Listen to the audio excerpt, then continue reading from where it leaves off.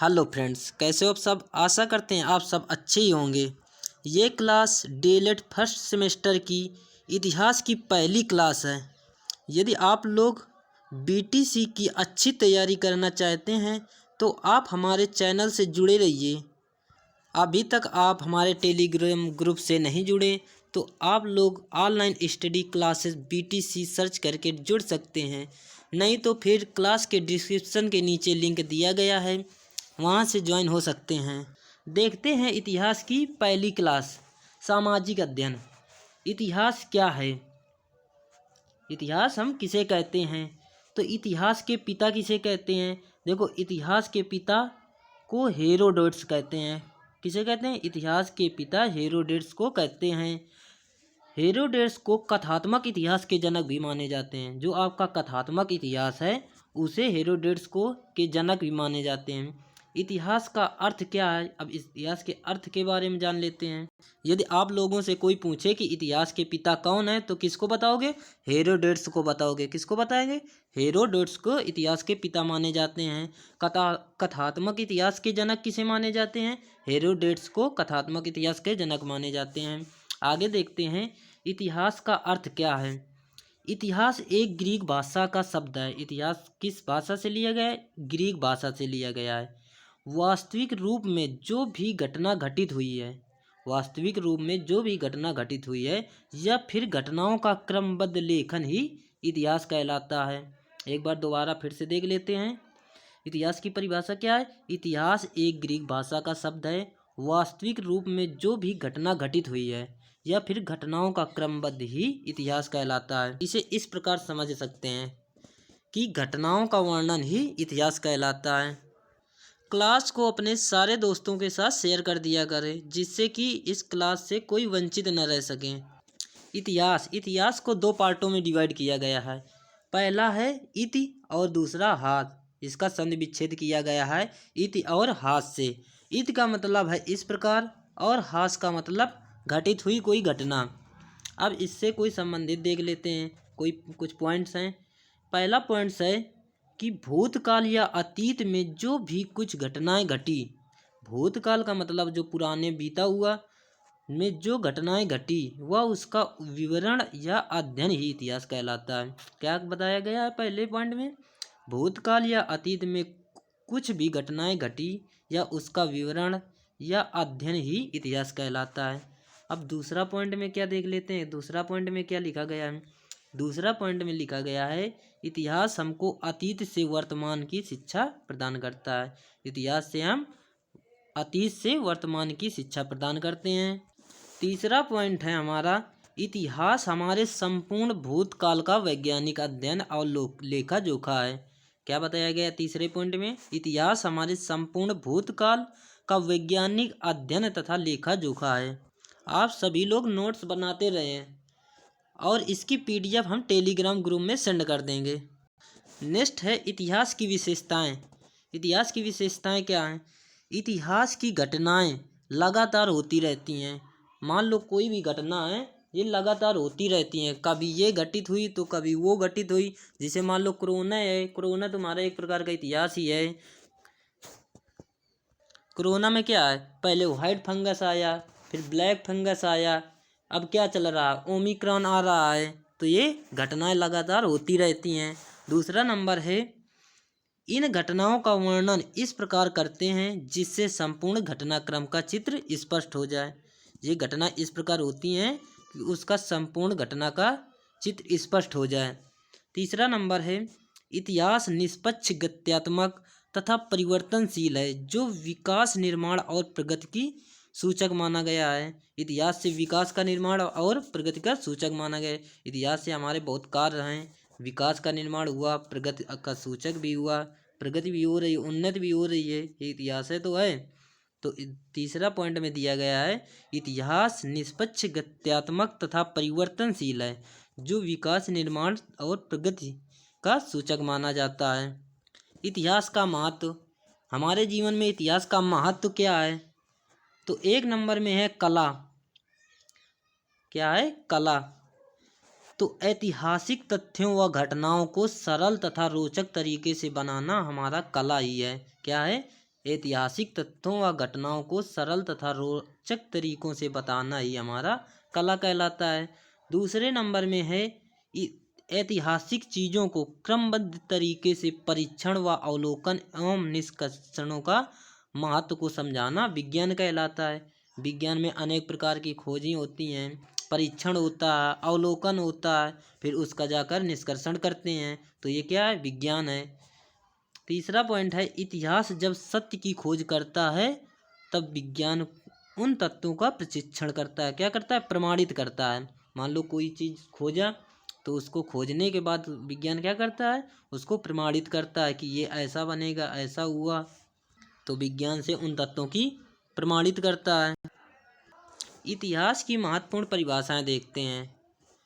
Ration के अनुसार, क्या लिखा? रेसन के अनुसार, रेसन ने बताया, विज्ञान इतिहास की परिभाषा बताया कि इतिहास घटनाओं या विचारों का सुसंबद्ध विवरण है।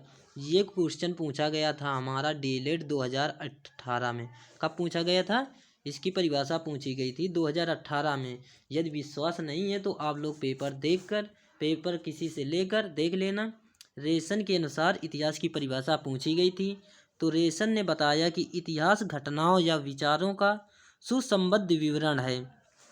दूसरे वैज्ञानिक हैं प्रोफेसर घाटे के अनुसार। प्रोफेसर घाटे ने बताया इतिहास के बारे में कि इतिहास हमारे संपूर्ण भूतकाल का वैज्ञानिक अध्ययन तथा लेखा जोखा है। क्या बताया प्रोफेसर घाटे ने? बताया कि इतिहास हमारे संपूर्ण भूतकाल का वैज्ञानिक अध्ययन और लेखा जोखा है। नेक्स्ट वैज्ञानिक ने इतिहास की परिभाषा बताया हेनरी जॉनसन। कौन से वैज्ञानिक है? Henry Johnson. तो हेनरी जॉनसन ने बताया भूतकालीन घटनाओं का उल्लेख ही क्या है? इतिहास है। हेनरी जॉनसन ने बताया कि भूतकालीन की घटनाओं का उल्लेख ही हमारा क्या है? इतिहास कहलाता है।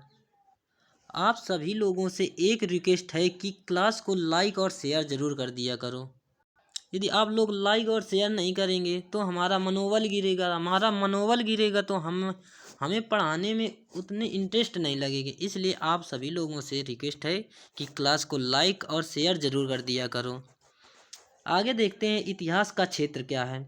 इतिहास के क्षेत्र में प्रागैतिहासिक और प्राचीन का इतिहास। इतिहास के क्षेत्र में प्राचीन का इतिहास कहा जाता है। किसे कहा जाता है प्राचीन का इतिहास? देखते हैं।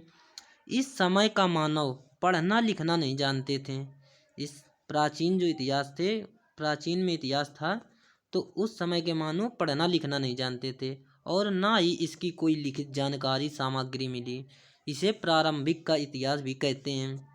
जो पहले के व्यक्ति थे वो पढ़ना लिखना नहीं जानते थे और ना ही कोई लिखित सामग्री मिली, तो ये कह सकते हैं कि पहले के व्यक्ति पढ़े लिखे नहीं थे, जिसे हम प्राचीन का इतिहास या प्रारंभिक इतिहास कहते हैं।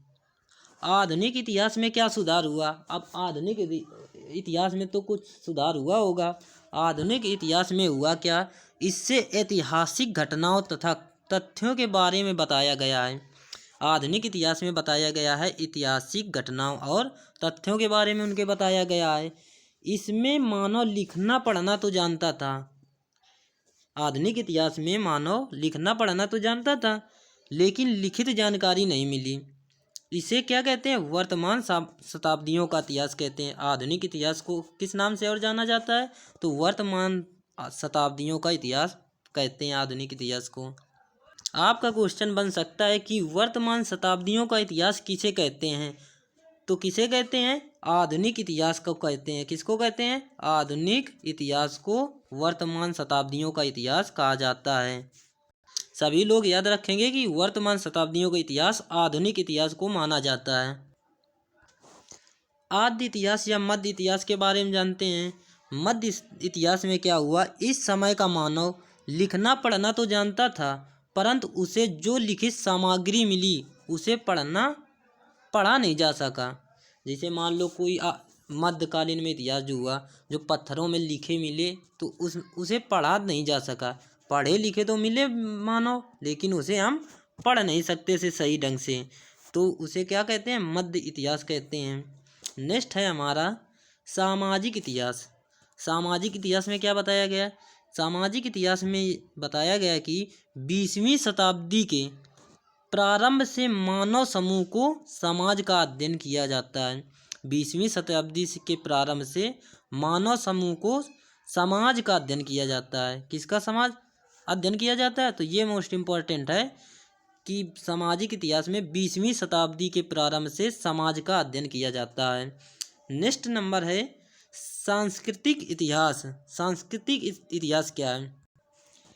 इसमें समाज क्या बताया गया इसमें कि इसमें समाज और देश की शिक्षा, साहित्य, चित्रकला, संगति आदि के बारे में अध्ययन करना ही सांस्कृतिक इतिहास है। सांस्कृतिक इतिहास में बताया गया कि समाज, देश की शिक्षा, साहित्य, चित्रकला, संगति के बारे में अध्ययन करना ही हमारा सांस्कृतिक इतिहास है। इन्हीं क्वेश्चनों से शॉर्ट क्वेश्चन बनाए जाते हैं। कैसे बनाए जाते हैं देखो हम बताते हैं आप लोगों को। जैसे पूछ लिया जाए कि सामाजिक इतिहास में 20वीं शताब्दी के प्रारंभ से किसका अध्ययन किया जाता है, तो कई विकल्प होंगे, उसमें समाज का अध्ययन भी होगा। तो कौन क्या आंसर हो जाएगा? समाज का अध्ययन ही सामाजिक इतिहास का 20वीं शताब्दी के प्रारंभ से किसका अध्ययन हुआ? समाज का अध्ययन हुआ। इस प्रकार से 60 क्वेश्चन बनते हैं। आप लोगों को 60 भी क्वेश्चन कराए जाएंगे और लघु उत्तरीय प्रश्न भी कराए जाएंगे। इसलिए कहते हैं कि चैनल को सब्सक्राइब जरूर कर लेना, जिससे कि आपकी तैयारी बहुत अच्छी हो सके। भारतीय इतिहास के स्रोत देखते हैं। भारतीय इतिहास के स्रोत हैं क्या? प्राचीन भारत के इतिहास में सभी इतिहासकारों और वैज्ञानिकों के अलग अलग विचार हैं। प्राचीन भारत के इतिहास में सभी इतिहासकारों और वैज्ञानिकों के अलग अलग विचार हैं। कौन कौन से विचार हैं? पहले नंबर में है अनैतिहासिक ग्रंथ या धार्मिक ग्रंथ। दूसरे नंबर में है ऐतिहासिक ग्रंथ। तीसरा नंबर है आपका विदेशी यात्रियों एवं लेखकों का विवरण। चौथा नंबर है पुरातत्व संबंधित सामग्री। अब इनके बारे में हम जान लेते हैं थोड़ा बहुत कि धार्मिक ग्रंथ हैं क्या। नंबर 1 है अनैतिहासिक ग्रंथ या धार्मिक ग्रंथ। धार्मिक ग्रंथ क्या होते हैं? भारत के अनेकों प्राचीन ग्रंथ धार्मिक इसी में आते हैं। कौन कौन से ग्रंथ आते हैं? वैदिक साहित्य आता है, बौद्ध साहित्य, जैन साहित्य, ये सभी हमारे धार्मिक ग्रंथ होते हैं जो कि धार्मिक में आते हैं। अब वैदिक साहित्य क्या है? वेद। वेद तो आप सभी लोगों ने पढ़ा होगा। वेद कितने होते हैं? वेद 4 होते हैं। कौन कौन से होते हैं? यजुर्वेद, ऋग्वेद, सामवेद, अथर्ववेद, ये 4 वेद होते हैं, बहुत इंपॉर्टेंट हैं। और सबसे पुराना वेद कौन सा है? तो वो ऋग्वेद है। याद रखेंगे, सबसे पुराना वेद ऋग्वेद है हमारा। वेद पवित्र धर्म ग्रंथ है। कैसा ग्रंथ है? पवित्र धर्म ग्रंथ है वेद। इसमें हमें आर्यों के विषय में जानकारी मिली। वेद में हमें आर्यों के विषय में जानकारी मिली। आगे देखते हैं वेद के प्रकार। वेद 4 प्रकार के होते हैं। कौन कौन से होते हैं? ऋग्वेद, सामवेद, यजुर्वेद और अथर्ववेद। ऋग्वेद में क्या हुआ? पाठ, संवाद और कथन का क्या हुआ? ज्ञान हुआ। नोट में देखो दिया गया, ऋग्वेद सबसे प्राचीन या पुराना वेद है। सामवेद में क्या ज्ञान हुआ? स्वर का ज्ञान हुआ। संगीत और गायन के क्षेत्र में सामवेद का ज्ञान हुआ। यजुर्वेद में अभिनव या यज्ञ का निर्माण हुआ। अथर्ववेद में जानकारी मिली रस, औषधि, कृषि, जादू टोना, वैज्ञानिक तत्व, ये सभी से हमें वेदों से जानकारी मिली। यहीं पर क्लास को समाप्त करते हैं। नेक्स्ट वीडियो में आपको मिलेंगे। हंसते रहिए, मुस्कुराते रहिए और क्लास को लाइक करना ना भूलें। धन्यवाद।